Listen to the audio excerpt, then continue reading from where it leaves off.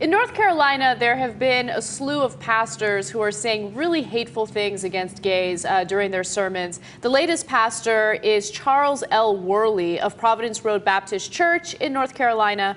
And we have a video where he basically says that gay people should be electrocuted. Let's watch. The Bible's against it, God's against it, I'm against it, and if you've got any sense, you're against it. Again it. I figured a way out, a way to get rid of all the lesbians and queers, but I couldn't get it past the Congress. Build a great, big, large fence, 150 or 100 mile long, put all the lesbians in there, fly over and drop some food. Do the same thing with the queers and the homosexuals. And have that fence electrified till they can't get out. Feed them, and you know what? In a few years, they'll die out. Do you know why? They can't reproduce.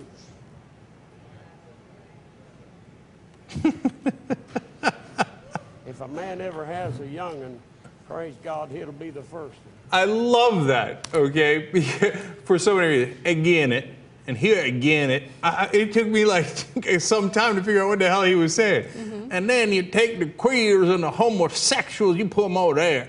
Look, lesbians would also be homosexuals. Okay.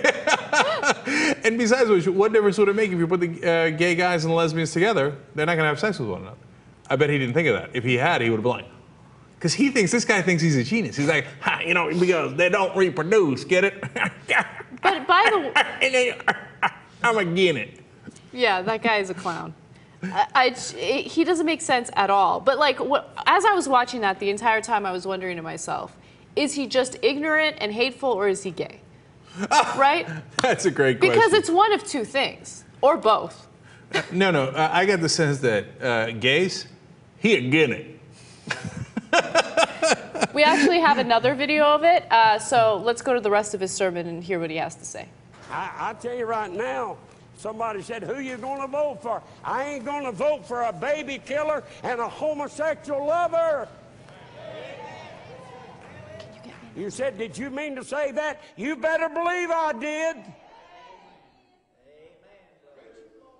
God have mercy. It makes me puking sick to think about. I don't even know whether you ought to say this in the pulpit or not. Could you imagine kissing some man?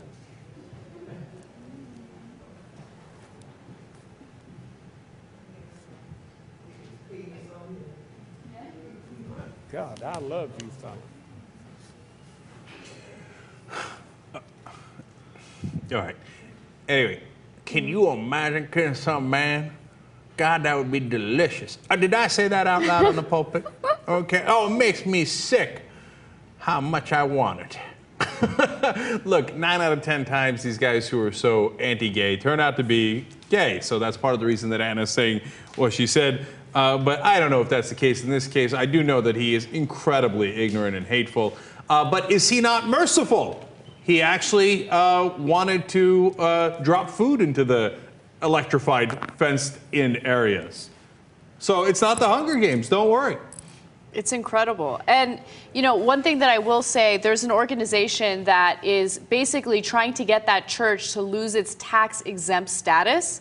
Because if you are a religious organization, you are tax-exempt, right? That's part of this country.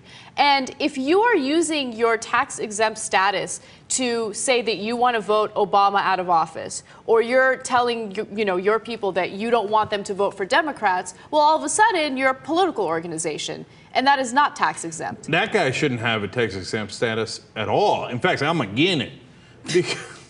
Because he clearly said, anybody who's for homosexuals, baby killers, etc., the code words, of course, for being pro-choice and in favor of gay rights, he said, don't vote for them. He made a very clear reference to voting, should immediately lose his tax exempt status. Of course, he won't. The only time that I've been doing this show for the last 10 years that I've ever heard anybody's tax-exempt status being challenged was a church here in Southern California who preached against war. And so the Bush administration had the IRS look into them. Now, but a church They didn't say which way to vote. They didn't say vote for this politician or that politician or this party or that party. All they said was Jesus Christ is not for war, which is in the Bible, which is an indisputable fact, right? Now you can quote different Bible verses, but certainly a ton of Bible verses say that he's the Prince of Peace. Like, how dare you quote Jesus? You might lose your tax exempt status. Is that church in Los Angeles? Yeah. I know exactly which church you're talking about. They always have banners in the front of their church that say these lovely things, like God does not hate gays and things like that. And I'm like, what kind of church is that? What kind of loving church is that? That's weird. I'm against it.